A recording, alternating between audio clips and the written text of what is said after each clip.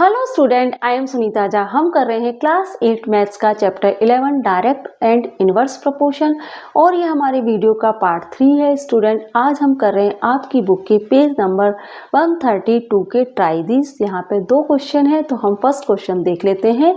First question क्या कह रहा है? Observe the following table and find if X and Y are direct proportional. अब यहाँ पे कहा है कि ये जो टेबल दी गई है 1 2 3, इन टेबल को ऑब्जर्व कीजिए और बताइए कि x and y direct proportional में कौन सी टेबल में है। तो ये तो आपको करके बताना पड़ेगा कि x and y direct proportion में कौन सी टेबल में है। तो देखिए फर्स्ट टेबल देख लेते हैं। आपको पता है कि डायरेक्ट प्रोपोर्शन फाइंड करने के लिए आपको क्या करना है, x upon Y equal constant value आनी चाहिए, है ना। या फिर आपको क्या पता होना चाहिए कि भाई x एंड y की वैल्यू कांस्टेंट है, या फिर आप क्या समझिए x1 y1 और x2 और y2 एक दूसरे के इक्वल होना चाहिए। या फिर आपके पास 2 रेशो हैं, ये प्रोपोर्शन में होने चाहिए। आपके पास एक रेशो है x1, है ना, एक रेशो है आपके पास x1 y1 और दूसरा रेशो है x2 और y2, ये एक दूसरे के प्रोपोर्शनल होने चाहिए। ठीक है, या फिर आप इतना सा सिंपली समझ लीजिए कि यहाँ पे जितने भी रेशो आ रहे हैं, आपके पास 2 क्वांटिटी है x एंड y, और इन ये दोनों ही क्वांटिटी के जितने भी वेरिएशन है उनमें ऑल रेशो अगर सेम आ रहे हैं तो वह डायरेक्ट प्रोपोर्शन है। सिंपली आप ऐसे समझ लीजिए इसको कि यहाँ पे आपके पास 2 क्वांटिटी है x एंड y, और इन दोनों ही क्वांटिटी में जितने भी रेशो हैं वे सब सेम आ रहे हैं, कांस्टेंट आ रहे हैं, तो वह डायरेक्ट प्रोपोर्शन है। अब आप देखिए कि भाई हम कैसे जाने, x1 y1, है ना, x1 y1 और x2 y2 और x3 और y3 और x4 y4 और x5 y5 और x6 y6, है ना, और x7 और y7, ये सब हमें कांस्टेंट वैल्यू देनी चाहिए। यह कह रहा है डायरेक्ट प्रोपोर्शन। अब करके देख लेते हैं भाई। यहाँ पे आप क्या करिए, x1 और y1 की वैल्यू, पहले हम x1 और y1 को कर लेते हैं। x1 आपका क्या है 20 है, y1 40 है। आपको क्या मिला, 21 जा 20, 22 जा 40। तो x1 और y1 की वैल्यू आपको क्या मिली, 1/2। ठीक है, अब x2 और y2 की वैल्यू भी आप निकाल लीजिए। x2 कितना है मेरे पास, 17 है। ठीक है, टेबल देखते जाइए और फिल करते जाइए। x2 17 है, y2 क्या है 34 है। ठीक है स्टूडेंट, 17 1 जा 17, 17 2 जा भी 34 ही आता है। तो अभी तक तो आपको रेशो सेम मिल रहे हैं। यहाँ पे जितने भी x और y के वेरिएशन है वहां पे आपको सेम रेशो मिल रहे हैं। अब आप देखिए कि x3 और आप y4 भी ले लीजिए, x3 और y3 भी ले लीजिए। अब आपको क्या मिलेगा, x3 कितना आ रहा है स्टूडेंट, x3 14 आ रहा है, और y3 क्या है आपका, y3 आपका क्या है, y3 आपका 28 है। x3 14 है, y3 28 है। यहाँ पे भी आपको क्या मिलेगा, 14 1 जा 14, 14 2 जा 28। तो x3 और y3 की वैल्यू भी आपको क्या मिलेगी, 1/2 मिलेगी। ठीक है, 1/2 मिलेगी। अब आप x4 और y4 ले लीजिए। x4 की वैल्यू क्या है भाई, 11 है, और y4 की वैल्यू 22 है। इसको सॉल्व करेंगे तो आपको 1/2 मिलेगा, क्योंकि 11 2 जा 22 होता है। ठीक है स्टूडेंट, अब आप x5 और y5 भी देख लीजिए, x5 और y5 भी देख लीजिए। x5 क्या है आपका, x5 आपका है 8 और y5 क्या है 16। x5 है 8 और y5 है 16। मैंने यहाँ पे वेरिएशन में वैल्यू पहले ही लिख दी है, x1 x2 x3 x4 x5 x6 x7। ये y के वेरिएशन, ये x के वेरिएशन है, ये y के वेरिएशन है, y1 y2 y3 y4 y5 y6 y7। ठीक है, अब देखिए 8 1 जा 8, 8 2 जा 16। ठीक है, ठीक है, यहाँ पे आपको x2 y2 की भी वैल्यू मिल, x5 y5 की भी वैल्यू मिल गई। अब आप x6 और y7 6 लिखिए भाई। x6 कितना है आपका 5 है, और y6 क्या है आपका 10 है, यही है ना, x6 5 है y6 10 है। तो यहाँ पे भी आपको 1/2 मिल जाएगा। तो अभी देखिए यहाँ तक तो हमें जितने भी यहाँ पे यहाँ पे जितने भी रेशो है सेम आ रहे हैं, लेकिन अगर लास्ट वाला रेशो भी सेम नहीं आया तो फिर ये डायरेक्ट प्रोपोर्शन नहीं होगा। लास्ट वाला रेशो अगर 1/2 नहीं आया, यहाँ पे x1 y1 आपको मिल रहा है 1/2, x2 y2 भी आपको 1/2 मिल रहा है, x3 y3 भी आपको 1/2 मिल रहा है, x4 y4 भी आपको 1/2 मिल रहा है, x5 y5 भी आपको 1/2 मिल रहा है, x6 y6 भी 1/2 मिल रहा है। लेकिन अगर x7 y7 1/2 नहीं आया तो फिर ये डायरेक्ट प्रोपोर्शन नहीं होगा। यहाँ पे जितने भी वेरिएशन है सबके रेशो सेम आने चाहिए। तो x7 y7, x7 क्या है, x7 आपके पास है 2, y7 है 4, ये भी 1/2 ही है। तो आप क्या देख रहे हैं, यहाँ पे जितने भी वेरिएशन है x और y के सबके रेशो सेम आ रहे हैं। तो आप लिख सकते हैं यहाँ पे कि इन टेबल 1 है ना, x and y in direct proportion, ठीक है, ये डायरेक्ट प्रोपोर्शन में है। अब हम क्या करते हैं, सेकंड टेबल भी देख लेते हैं। भाई सेकंड टेबल क्या कह रही है, सेकंड टेबल में भी कहीं डायरेक्ट प्रोपोर्शन तो नहीं है, फर्स्ट में तो है डायरेक्ट प्रोपोर्शन। अब आप देखिए कि सेकंड टेबल में हम क्या करेंगे, ये हमने कौन सा करा है, फर्स्ट किया है, फर्स्ट टेबल की है, ठीक है स्टूडेंट, ये हमने फर्स्ट टेबल की है, यहाँ हम सेकंड टेबल कर रहे हैं। बड़ी सी लाइन बना देती हूँ ताकि आपको पता पड़े।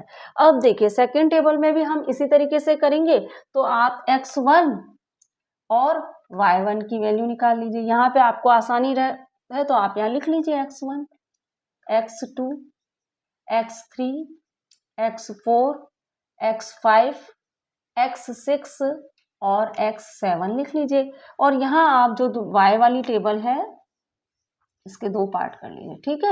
यहाँ पे आप लिख दीजिए y1, y2, y3, y4, y5, y6 और आप लिख लीजिए y7, ठीक है।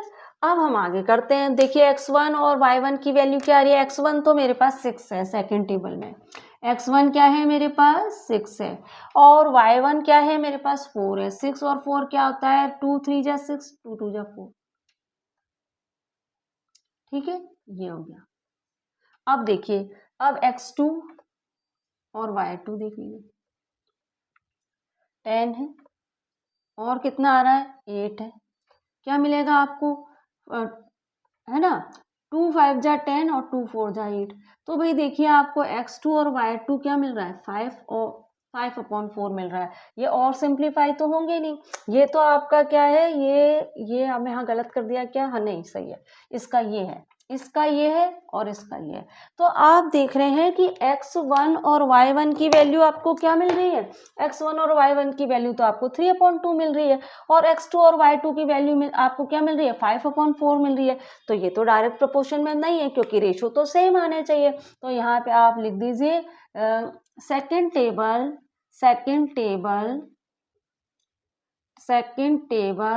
Is not in direct proportion, ठीक है, सेकंड टेबल हमारी डायरेक्ट प्रोपोर्शन में नहीं है। थर्ड टेबल भी देख लेते हैं भाई, थर्ड टेबल क्या कहती है।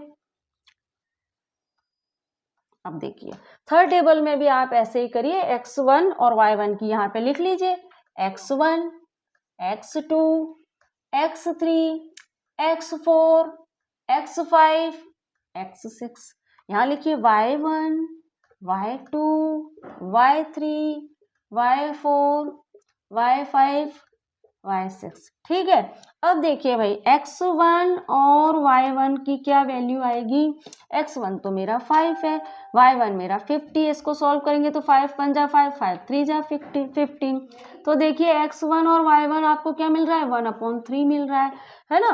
अब आप देखिए x2 और y2 क्या मिलता है भाई, x2 y2 हमको मिलेगा 8 और 24 है, x2 8 है और y2 क्या है 24 है। तो भाई 8 3 जा भी 24 ही होता है ना, 8 1 जा 8, 8 3 जा 24। तो भाई x2 y2 भी आपको 1/3 मिल रहा है। आगे देखते हैं, पूरे करके देखने पड़ेंगे तभी पता पड़ेगा ये डायरेक्ट प्रोपोर्शन में है या नहीं। y3 देख लीजिए भाई, y3 आपको यहाँ देखिए x3 क्या है 12 है, y3 36 है, 12 3 जा 36। अभी तक तो हमें 1/3 मिल रहा है। जितने भी वेरिएशन है x और y के सबके रेशियो सेम आ रहे हैं, ठीक है। अब आप देखिए, और आप x4 और y4 इसका भी रेशियो निकालिए। x4 15 है, y4 60 है, 15 4 जा 60 होता है। अब यहाँ क्या आ गया भाई, यहाँ तो आपको क्या मिल गया 1/4 मिल गया।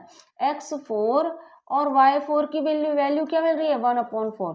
और एक भी रेशियो अगर सेम नहीं आ रहा है तो फिर ये डायरेक्ट प्रोपोर्शन नहीं है। तो आप देख रहे हैं कि थर्ड भी डायरेक्ट प्रोपोर्शन नहीं है, तो आप लिख लीजिए table 3 is not in direct proportion।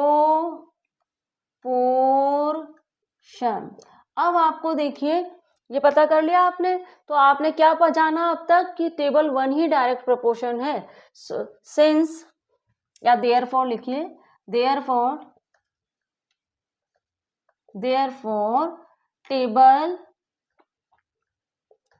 Table 1 is in direct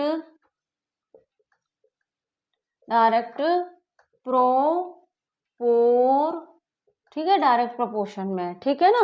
तो क्लियर हुआ आपको कि टेबल थर्ड तो है नहीं, इससे क्या जाना हमने कि टेबल 1 ही डायरेक्ट प्रोपोर्शन में है। तो आपने हमारे ट्राई दीज का जो फर्स्ट क्वेश्चन था वो तो हमने कर लिया है। अब हम सेकंड क्वेश्चन भी देख लेते हैं। तो बढ़ते हैं हमारी अगली स्लाइड की ओर। ट्राई दीज का पार्ट 2 भी देख लेते हैं।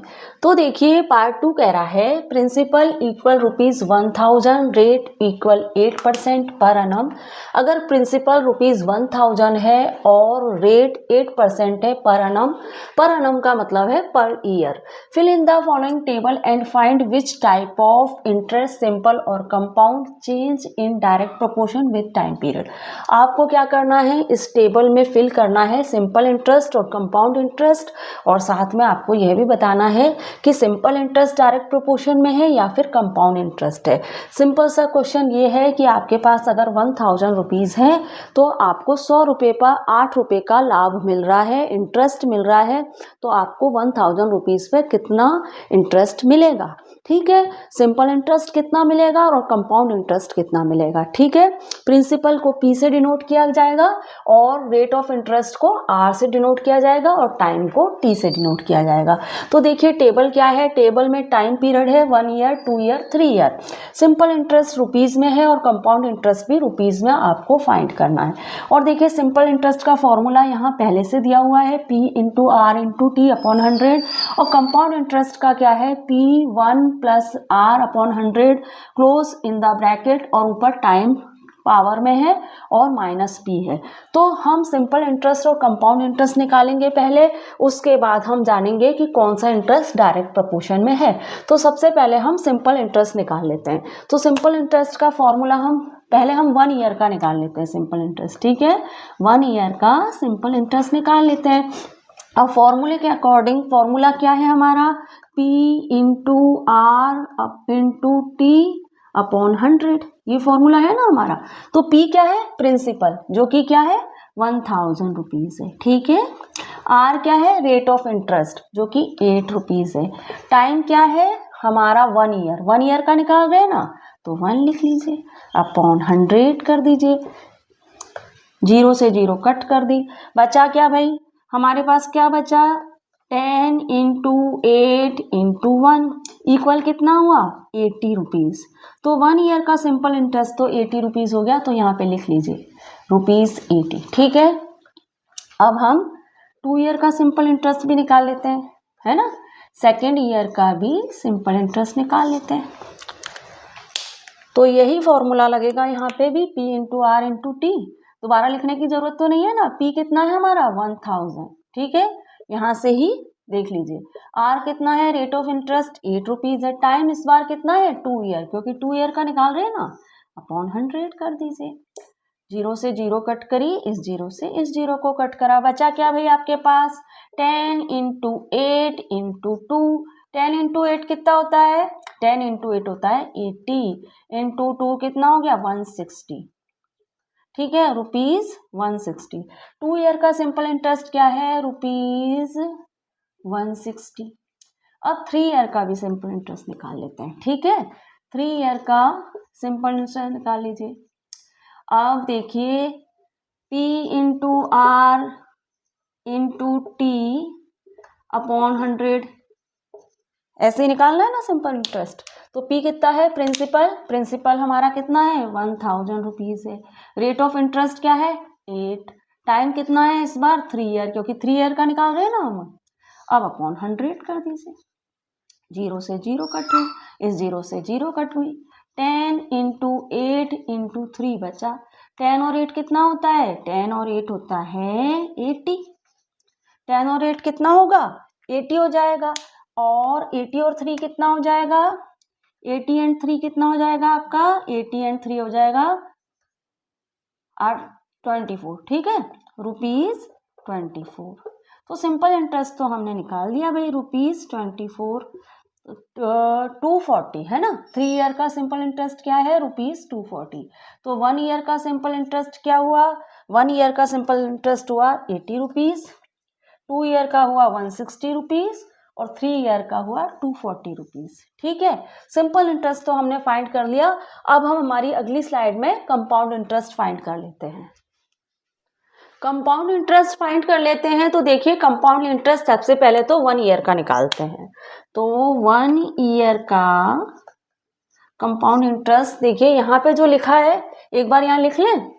P क्या है, ब्रैकेट में 1 प्लस R अपॉन 100 और टाइम है T और माइनस है P। ये है हमारा कंपाउंड इंटरेस्ट। ठीक है, 1 ईयर का हमें निकालना है। ठीक है स्टूडेंट, अब P क्या है हमारा, P तो भाई हमारा 1000 है। ठीक है, 1 प्लस R कितना है 8 है और अपॉन 100 कर लीजिए आप। और क्या करना है, अपॉन 100 करने के बाद आपको टाइम कितना है 1 ईयर है ना, और वापस 1000। ठीक है, अब आप देख रहे हैं कि यहाँ पे 1000 तो आप ऐसे उतार लीजिए, 1000 तो आप ऐसे उतार लीजिए और आप क्या करिए, ये जो 1/1 कर दीजिए और 100 क्या हो रहा है, यहाँ डिवाइड हो रहा है ना। 100 यहाँ पे क्या है, डिवाइड हो रहा है 1/1 से और 8/100 से। तो 100 का मैंने एलसीएम लिया, 1 और 100 का जब मैंने एलसीएम लूंगी तो मुझे 100 ही मिलेगा। ठीक है, तो 100 तो मेरा एलसीएम आ गया। ठीक है स्टूडेंट, अब हम क्या करेंगे, क्योंकि 1 के साथ किसी भी नंबर का एलसीएम लिया जाता है, 1 और 8 का लिया जाए या 1 और 9 का लिया जाए तो क्या आएगा एलसीएम, 9 ही आएगा। ठीक है, तो यहाँ पे हमारा एलसीएम तो 100 आ गया। अब क्या हुआ कि 100 को मैंने 1 से डिवाइड किया, 100 को मैंने इस 1 से डिवाइड किया तो मुझे क्या मिला 100 मिला। 100 जा 100 मिला। अब जो 100 मुझे मिला उस 100 को मैंने इस 1 से मल्टीप्लाई किया तो मुझे क्या मिला 100 मिल गया। तो यहाँ तो मुझे 100 मिल गया। समझ आ गया आपको, जैसे ब्रैकेट में क्लोज कर दीजिए। अब आगे हम क्या करेंगे, आगे हम यही प्रोसेस यहाँ भी यूज करेंगे। इस 100 को इस 100 से हम डिवाइड करेंगे। इस 100 को जब मैं इस 100 से डिवाइड करूंगी तो मुझे क्या मिलेगा 1 मिलेगा। 1 मिलेगा और 1 को क्या करूंगी मैं, इस 1 को ये ऊपर जो 8 है इससे मल्टीप्लाई कर दूंगी तो मुझे क्या मिल जाएगा 100 क्या मिल जाएगा, मुझे इस 8 से मल्टीप्लाई करूंगी तो मुझे 8 मिलेगा। ठीक है, तो या प्लस का साइन लगाइए और 8 लिख दीजिए।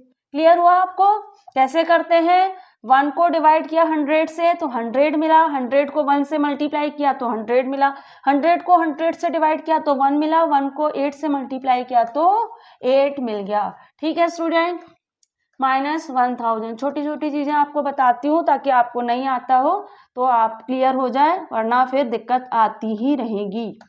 108/100। ठीक है, -1000। पावर तो 1 है ना, इसलिए हमने इस पावर को पर ध्यान नहीं दिया क्योंकि ये तो 1 पावर है, 1 पावर की कोई वैल्यू ही नहीं होती है। अब आप देख रहे हो कि ये नंबर तो मल्टीप्लाई हो रहे हैं ना, 1000 और 100, तो ये क्या हो रहा है 1000/1। अब यहाँ पे मल्टीप्लाई का साइन है, कोई साइन नहीं है तो हम इनको डिवाइड कर सकते हैं ना ऐसे। जीरो से जीरो काट दी, बचा क्या आपके पास? आपके पास क्या बचा स्टूडेंट? आपके पास बचा 10 मल्टीप्लाई 108, क्योंकि ये तो कट हो गया 10, ये 10 बचा आपके पास, मल्टीप्लाई 108 माइनस 1000। ठीक है, अब भाई 10 को मल्टीप्लाई कीजिए जरा 108 से, आपको क्या मिलेगा? 108 तो ऐसे ही लिख दीजिए और 10 की एक जीरो और लगा दीजिए। जब आप 10 की एक जीरो और लगाएंगे तो आपको क्या मिल जाएगा? 1080 मिल जाएगा। और 1080 को जरा 1000 से सब्ट्रैक्ट कीजिए, क्या मिलेगा आपको? 80 मिल जाएगा। तो 80 रुपीज आया 1 ईयर का कंपाउंड इंटरेस्ट। तो यहाँ लिख लीजिए ₹80 1 ईयर का कंपाउंड इंटरेस्ट। तो आप क्या देख रहे हैं कि सिंपल इंटरेस्ट और कंपाउंड इंटरेस्ट सेम आ रहे 1 ईयर के। तो 1 ईयर का तो सिंपल और कंपाउंड इंटरेस्ट सेम ही आ रहा है। ठीक है, अब 2 ईयर का देख लीजिए। अब आप देखिए, अब यहाँ पे हम ये वाला फॉर्मूला यूज कर रहे हैं। अब P क्या है भाई हमारा? 1000, ब्रैकेट में 1 है, रेट ऑफ इंटरेस्ट 8 है, 100 है और माइनस 1000 है, लेकिन टाइम कितना है? 2 ईयर, तो यहाँ 2 पावर लगा दीजिए। ठीक है, अब आगे देखिए 1000, अब यहाँ पे तो 108 आएगा ना, जैसे हमने इसको सॉल्व किया था तो आपको 108/100 मिला था ना। अब यहाँ पे भी हमको 108/100 मिलेगा। ठीक है, और इसके ऊपर पावर होगी 2 और 1000 माइनस के। अब आप देखिए 1000 ब्रैकेट के अंदर इसको सॉल्व करिए जरा, 2 टाइम लिखना पड़ेगा 108/100 मल्टीप्लाई 108/100। ठीक है, और माइनस 1000। ठीक है, ऐसे ही लिखा जाएगा ये। अब आप क्या करिए, इस जीरो से ये जीरो कट दीजिए, इस जीरो से इस जीरो को कट करिए, इससे इसको कट करिए। ठीक है स्टूडेंट, बचा क्या भाई हमारे पास? हमारे पास बचा 108 इंटू 108/10। ठीक है, 10 ही बचा ना, सिर्फ ये 10 ही तो बचा है हमारे पास, तो नीचे 10 लिख दिया, माइनस 1000। ठीक है स्टूडेंट, अब जरा 108 और 108 को मल्टीप्लाई कीजिए। 108 8 8 जा 64 लिखेंगे क्योंकि यहाँ जीरो है तो पूरा 64 लिख जाएगा। अब 8 1 जा 8, मल्टीप्लाई का साइन लगाइए 0 0 0 3 टाइम, फिर मल्टीप्लाई का साइन लगाइए 8 0 1, कितना होगा? 4 6, 8 8 जा 6, 8 2 जा 16 16 और ये 1 और ये नंबर आया। ठीक है, मल्टीप्लाई करने पे हमें ये मिला। अब आप देखिए यहाँ पे मल्टीप्लाई करने पे आपको क्या मिल रहा है? 11664, लेकिन ये 11664 10 से डिवाइड हो रहा है ना, तो 10 से डिवाइड हो रहा है, इसका मतलब क्या है? एक नंबर के बाद पॉइंट लगा दीजिए, क्योंकि 10 में एक जीरो है। तो यहाँ पे हम क्या करेंगे? एक नंबर के बाद पॉइंट लगा देंगे इस तरह से।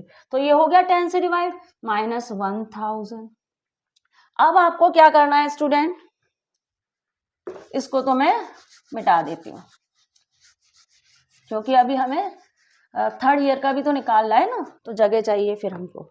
अब आप देखिए कि जरा 1166.4 में से 1000 जरा सब्ट्रैक्ट कीजिए, 4661 और पॉइंट लगा दीजिए, है ना, 4 के बाद पॉइंट है, आप भी लगा दीजिए। सब्ट्रैक्ट करने पे आपको क्या मिला?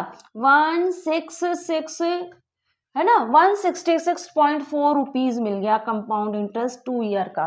तो यहाँ पे लिख लीजिए, है ना, ₹166.4 कंपाउंड इंटरेस्ट 2 ईयर का क्या है? 166.4। अब हम क्या करते हैं? 3rd ईयर का भी कंपाउंड इंटरेस्ट निकाल लेते हैं। उसके बाद हम क्या करेंगे? ये जान लेंगे कि सिंपल इंटरेस्ट और कंपाउंड इंटरेस्ट में से कौन सा इंटरेस्ट डायरेक्ट प्रोपोर्शन में है, वह मैं आपको अगली स्लाइड में बता दूंगी।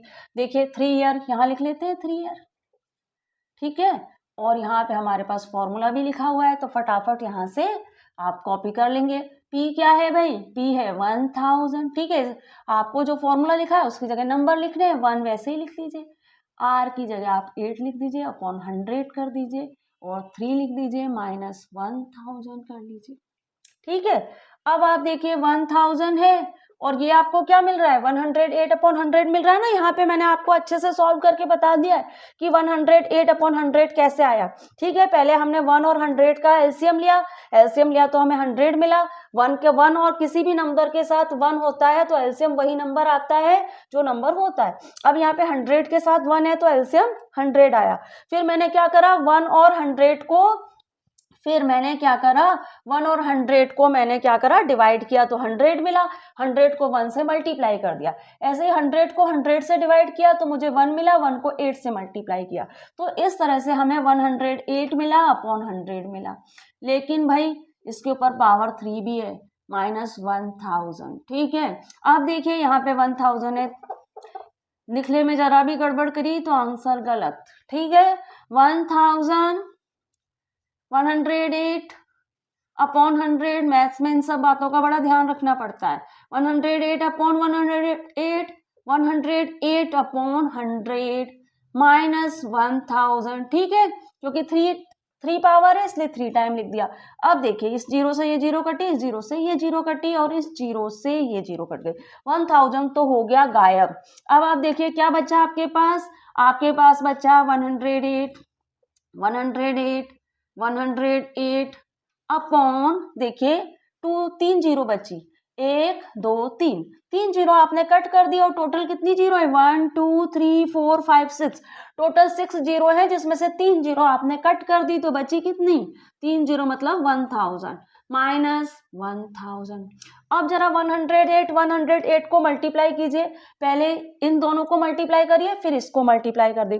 तो यहाँ पे हमने 108 को मल्टीप्लाई किया तो हमें क्या मिला था 2 टाइम 1 और 2 टाइम 1, हाँ 2 टाइम ये मिला था हमें, है ना, ये नंबर मिला था हमें। बस पॉइंट नहीं लगाना है हमको। 100 और 108 को जब हमने मल्टीप्लाई किया था तो हमें ये नंबर मिला था 108 और 108 को जब मैंने मल्टीप्लाई किया था तो मुझे ये नंबर मिला था, ये नंबर। ठीक है, फिर जब मैंने इसको 10 से डिवाइड किया था तो पॉइंट लगा था। तो ये तो हमने मल्टीप्लाई कर दिया। अब एक बार इसमें 108 और मल्टीप्लाई करके देख लीजिए इसी नंबर में, क्योंकि यहाँ पे 108 और है ना, तो करके देखते हैं जरा। 8 4 जा 32, 8 6 जा 48 और 3 कितना होता है भाई 51 होता है ना। 48 और 3 51 का 1 हो गया। 8 6 जा 48 और 48 और 5 कितना होता है 53 होता है। 53 का 3 लग गया 5 बचा। अब आप देखिए 8 1 जा 8 और 5 कितना होता है 13 होता है। 13 का 3 1 कैरी और 8 1 जा 8 और ये 9। ठीक है, 8 से हमने मल्टीप्लाई किया इस पूरे नंबर को तो हमें ये मिला। 0 से मल्टीप्लाई करेंगे तो 0 ही मिलेगा। 1 2 3 4 5 0, क्योंकि ये 5 है ना नंबर तो 5 0। 0 से किसी भी नंबर को मल्टीप्लाई करते हैं तो 0 ही मिलता है और 1 से मल्टीप्लाई करते हैं तो वो का वही नंबर मिल जाता है, तो 1 से मल्टीप्लाई कर दिया। अब देखिए 2 है 1 है और ये कितना है 7 है और ये 9 है और ये 15 है और ये 2 है और ये 1 है। ठीक है, ये है। तो हमको क्या मिला, अब की बार इन तीनों नंबर को जब हमने मल्टीप्लाई किया तो हमें क्या मिल गया स्टूडेंट, इन तीनों नंबर को मल्टीप्लाई करने पे हमको मिल गया आप चाहे ये वाला नंबर। ठीक है, चाहे तो आप इस तरह से लिख लीजिए 11664 है ना, 11664 मल्टीप्लाई 108 है ना, तो आप और 108 अपॉन 1000 अपॉन 1000 माइनस 1000 आपको क्या मिला इन दोनों को मल्टीप्लाई करने पे, आपको इन दोनों को मल्टीप्लाई करने पे मिला 1 1 2 5 9 7 1 2 मिला। ठीक है, और इसको जब 1000 से डिवाइड करेंगे तो क्या होगा 3 नंबर के बाद पॉइंट लग जाएगा, ऐसे ही करते हैं ना डिवाइड। तो ये तो आप हटा दीजिए, यह काम तो हमने कर दिया और 1000 से डिवाइड भी कर दिया, मल्टीप्लाई भी कर दिया इनको, 1000 से डिवाइड भी कर दिया और -1000 आ गया। अब जरा इसको माइनस भी कर लीजिए भाई, 1000 से माइनस करके देखते हैं यहाँ पे। ठीक है, 3 जीरो लग गए और ये 1। अब 7 1 2 तो ऐसे ही उतारना पड़ेगा क्योंकि इसके नीचे तो पॉइंट 0 0 है। ठीक है, 9 आ गया, 5 आ गया और 2 आ गया, 1 में से 1 कट हो गया। तो क्या आंसर आया आपका? आपका आंसर आया यहाँ पे 259,712 और हमें लगे मिलेगा पॉइंट, क्योंकि यहाँ पे 3 नंबर के बाद पॉइंट है ना, तो आपको भी पॉइंट लगाना पड़ेगा इस तरह से। ठीक है, तो क्या आंसर मिला आपको? जब मैंने इस नंबर से 1000 को सब्ट्रैक्ट किया तो मुझे ये मिला 259 रुपीज 259.712 यही मिला ना हमें। तो देखिए कंपाउंड इंटरेस्ट भी हमने निकाल लिया। अब हमें क्या करना है? अब हमें निकालना है भाई कंपाउंड इंटरेस्ट और सिंपल इंटरेस्ट में से कौन सा इंटरेस्ट डायरेक्ट प्रोपोर्शन में है, वह मैं आपको अगली स्लाइड में बता देती हूँ। Which interest in direct proportion. तो अब हमें यह जानना है कि दोनों इंटरेस्ट में से कौन सा इंटरेस्ट डायरेक्ट प्रोपोर्शन में है। तो डायरेक्ट प्रोपोर्शन तो अब तक आपको समझ आ गया होगा, आपके पास दो क्वांटिटी है x एंड y और दोनों ही क्वांटिटी का रेशियो अगर सेम आ रहा है तो वह डायरेक्ट प्रोपोर्शन है। अब यहाँ पे हमारे पास दो क्वांटिटी है, अगर हम सिंपल इंटरेस्ट निकाल रहे हैं तो हमारे पास दो क्वांटिटी क्या है? टाइम जो कि ईयर में है और सिंपल इंटरेस्ट जो रुपीज में है, ये हमारे पास दो क्वांटिटी है। तो देखिए यहाँ पे मैंने जो टाइम जो ईयर में है इसको मैंने x1 x2 x3 मान लिया है और सिंपल इंटरेस्ट जो रुपीज में है इसे मैंने y1 y2 y3 मान लिया है। तो हम ऐसा करते हैं, डायरेक्ट प्रोपोर्शन निकाल रहे हैं, पता कर रहे हैं कि सिंपल इंटरेस्ट डायरेक्ट प्रोपोर्शन में है या नहीं। तो हम क्या करेंगे भाई, डायरेक्ट प्रोपोर्शन क्या कह रहा है? डायरेक्ट प्रोपोर्शन कह रहा है कि x1 y1 x2 y2 x3 y3 क्या होने चाहिए? कांस्टेंट होने चाहिए, ये कह रहा है डायरेक्ट प्रोपोर्शन। तो हम क्या करते हैं, 1 ईयर से स्टार्ट करते हैं कि 1 ईयर में डायरेक्ट प्रोपोर्शन क्या आ रहा है ना। 1 ईयर में दो क्वांटिटी है, सिंपल इंटरेस्ट और टाइम, तो हमें 1 ईयर में क्या मिल रहा है ये हम मालूम करते हैं। ओ भाई 1 ईयर क्या है? पहले ईयर में क्या है? x1 है और y1 है। ठीक है, x1 क्या है आपका 1 और y1 क्या है 80, तो ये तो सिंप्लीफाई होंगे नहीं, तो इसको तो आप ऐसे ही रहने दीजिए। सेकेंड ईयर में देखिए, सेकेंड ईयर में क्या आ रहा है? रेशो। सेकेंड ईयर में रेशो क्या आ रहा है? x2 और y1 2। x2 क्या है आपका 2 है और y2 क्या है 160, क्या मिलेगा 1/80। सेकेंड ईयर में आपको रेशो यह मिल रहा है। 1 ईयर में आपको रेशो क्या मिला? ये। सेकेंड ईयर में क्या मिला? ये। थर्ड ईयर में क्या मिल रहा है भाई, वो भी निकाल लीजिए। थर्ड ईयर में आपको क्या रेशो मिल रहा है? कैसे डिनोट करेंगे इसको? x3 y3। x3 कितना है हमारा 3 ईयर और y3 क्या है 240, ये क्या आएगा 1/80। तो थर्ड ईयर में भी आपको रेशियो ये मिल रहा है। तो सिंपल इंटरेस्ट में आप देख रहे हैं कि first year, second year, third year, तीनों ही ईयर में रेशियो आपको सेम मिल रहा है, इसका मतलब ये डायरेक्ट प्रोपोर्शन में है। अब कंपाउंड इंटरेस्ट भी देख लीजिए भाई, कंपाउंड इंटरेस्ट में भी क्या है, आपको मालूम करना है कि x1 y1 x2 y2 x3 और y3 कांस्टेंट होने चाहिए। तो अगर ये कांस्टेंट है तो ये डायरेक्ट प्रोपोर्शन में है। तो x1 और y1 से स्टार्ट कर लीजिए। x1 क्या है 1 ईयर, y1 क्या है 80, कंपाउंड इंटरेस्ट 80 तो आ रहा है आपका। तो आप देख रहे हैं कि सिंपल इंटरेस्ट और कंपाउंड इंटरेस्ट फर्स्ट ईयर में तो सिंपल इंटरेस्ट और कंपाउंड इंटरेस्ट दोनों ही सेम आ रहे हैं। ठीक है, अब आप देखिए सेकेंड ईयर देख लीजिए, है ना। दूसरे साल क्या आ रहा है कंपाउंड इंटरेस्ट, वह निकाल लेते हैं। क्या है भाई x2 y2। x2 क्या है आपका 2 ईयर, y2 क्या है भाई 66.4, यही है ना। कंपाउंड इंटरेस्ट डायरेक्ट प्रोपोर्शन में है या नहीं, ये फाइंड कर रहे हैं। तो भाई x2 तो क्या है 2 ईयर और y2 क्या है 66.4। यहाँ पे मैंने इसको x1 y1 y2 y3 मान लिया है। अब आप देखिए इसको सिंप्लीफाई कीजिए, 2 1 जा 2, 2 8 जा 16, 2 3 जा 6 और 2 2 जा 4। तो आपको क्या मिल रहा है यहाँ पे सेकेंड ईयर में? सेकेंड ईयर में तो आपको मिल रहा है रेशियो इसका 1/83.2, है ना। जबकि डायरेक्ट प्रोपोर्शन क्या कहता है, कोई भी दो क्वांटिटी है, यहाँ पे दो क्वांटिटी क्या है x1 और y1, है ना। तो ये जो दो कोई भी दो क्वांटिटी है उनका ऑल वेरिएशन में रेशो सेम आना चाहिए। जैसे यहाँ पे ऑल वेरिएशन में रेशो सेम आ रहा है, लेकिन यहाँ ऑल वेरिएशन में रेशो सेम नहीं आ रहा, तो कंपाउंड इंटरेस्ट डायरेक्ट प्रोपोर्शन में नहीं है। तो हम लास्ट में क्या लिखेंगे, simple interest change in direct proportion with time period. तो यहाँ पे आप लिख लीजिए अपना आंसर कि सिंपल इंटरेस्ट सिंपल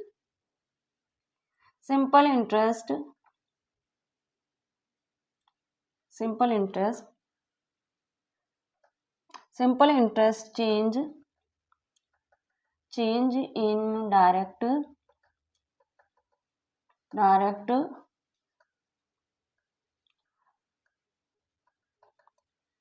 है ना, change in direct proportion with time period. ठीक है। तो देखिए स्टूडेंट, इस तरह से हमने हमारे ट्राई दीज का फर्स्ट और सेकंड पार्ट कर लिया है, जो कि पेज नंबर 132 से था। अब हम क्या करेंगे, हमारे अगले वीडियो में मिलेंगे जहां हम करेंगे इसी चैप्टर के कुछ एग्जाम्पल। तो मिलते हैं हमारे अगले वीडियो में। Thank you for watching student.